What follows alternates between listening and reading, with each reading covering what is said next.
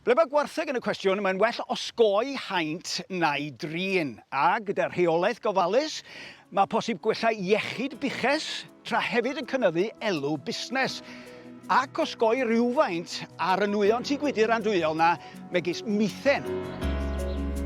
Sefydlwyd prosiect Stoc Plus Hybigi Cymru I hyrwyddo rheolaeth fysa'n rhagweld problemau iechyd ymysg diadelloedd a buchesu.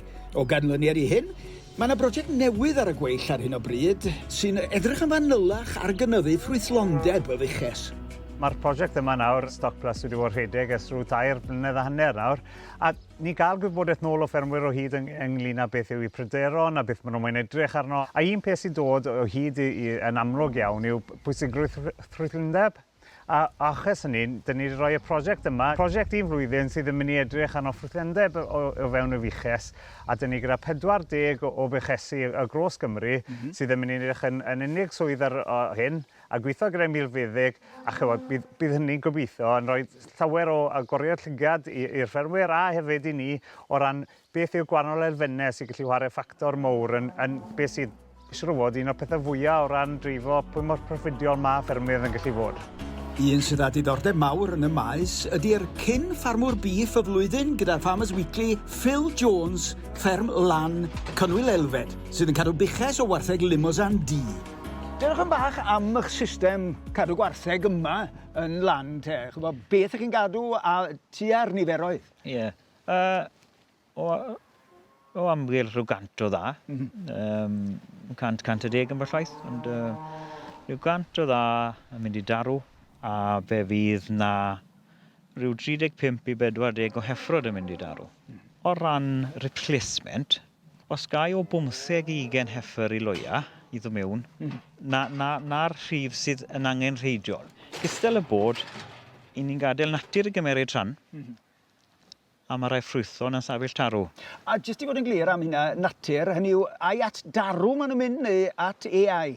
At darw maen nhw'n mynd. A trwy bod ni'n organic, I ni hyd yn oed ffili mewn lawr y system synchronisation, achos eich chi'n ymyrraeth â natur. So mae hwnna'n no-go yn byd yr organic. Wedyn, pam da chi'n mynd ati rwan I asesu'r cynllun, beth yw'r gwaith hynny yw? Dwi'n cymryd bod chi'n gorfod mae'n cnodi'n gyson ymdrin ar heintiau sylfaenol ac yn y blaen? Ond ni wedi bod yn gweithio yn galed ers blynydde. Y saying yw prevention is better than cure. I ni'n brechu nawr. Y 3 peth mwyaf yw BVD, lepto a y pneumonias. O ran ffigurau syml, a mae hwn yn anodd credu, mae'r 3 brychiad yna yn costi tua 20 pint.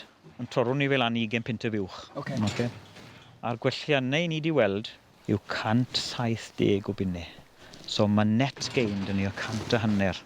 Pryd I chi'n lloio a pam chi'n dewis lloio nhw, dwi'n cymryd rhyw gyfnod o 6 wythnos o'r adeg yna? Buodd adeg o'n i'n meddwl bod ni'n lloio lloio Gwanwyn.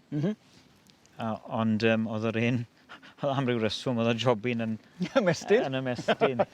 A nawr I ni'n lloio mewn bloc a ni'n dyfnu mewn bloc. A mae well trefn dyn ni. Hyd yn oed pam I ni'n vaccinato ar enghraifft ar gyfer y pneumonia. Ni lli wneud bob llo, maen nhw gyd yr un oedran o fewn 8 wythnos. Mae jyst wedi hwyluso'r gwaith. I ryw raddau, chi sôn am ffrwythlondeb, mae yna elfen amgylcheddol yn cael ei datrys y fan hyn yn does, ond allai ti esbonio hynny? Wrth gwrs, na beth sy'n hollol bwysig am edrych ac arfen footprint yw un, beth yw'r gyd o'r input sy'n mynd mewn i'r system, ond llall, faint o gig neu faint o kilogram sy'n cael ei cynhyrchu. So wrth gwrs, mae gael buwch ar y ffarm sy'n cynhyrchu llo bob blwyddyn, a'r hyn ni'n tyfu a mor ffrwythlon yna sy'n gallu. So, odi, mae'r prosiect yma dyn ni'n gallu gweld pwy mor bwysig bydde o ran proffidiol, yn hefyd yn neges da am be ni'n neud fel diwydiant o ran trio symud ymlaen, gwella, a hefyd wneud beth yw ochr amgylcheddol ni mor isel a sy'n ffosib. Chi'n edrych arno a ni gyd yn deall mae'r costau wedi cynyddu yn tipyn yn ystod 6 mis diwetha gallwn ni edrych arno a gweud.